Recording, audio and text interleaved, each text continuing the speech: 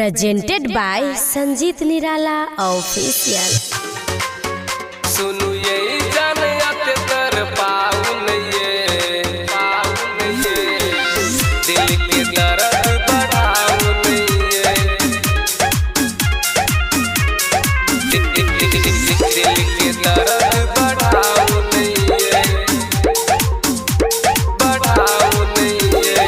ये जान आते तर पाऊन ये दिल के दर्द बढ़ाऊन ये सुनु यही जाने आते तर पाऊ ये दिल के दर्द बढ़ाऊ ये याद खाली यहीं के आवे हमरा यहाँ सताऊ ये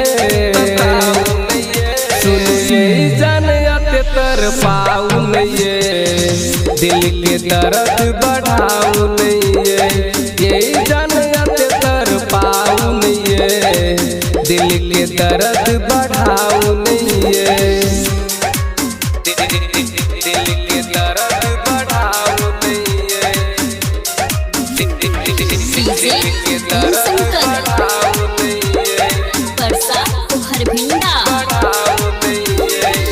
कहची खाली आबची जानू कतक देर लगाबचिए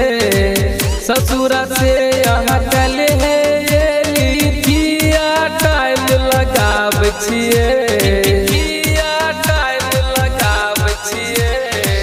कहची खाली आबची जानू कतक देर लगाबचिए ससुरा से यहाँ कल है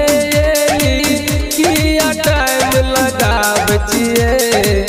देखली नहीं जब अहाँ के सूरतिया आँख से आंसू हमरा झरइए सुनु यही जान आते तर पाऊ ये दिल के दर्द बढ़ाऊ ये यही जान आते तर पाऊ ये दिल के दर्द बढ़ाऊ ये दिल के दर्द बढ़ाऊ ये दिल के दर्द बढ़ाऊ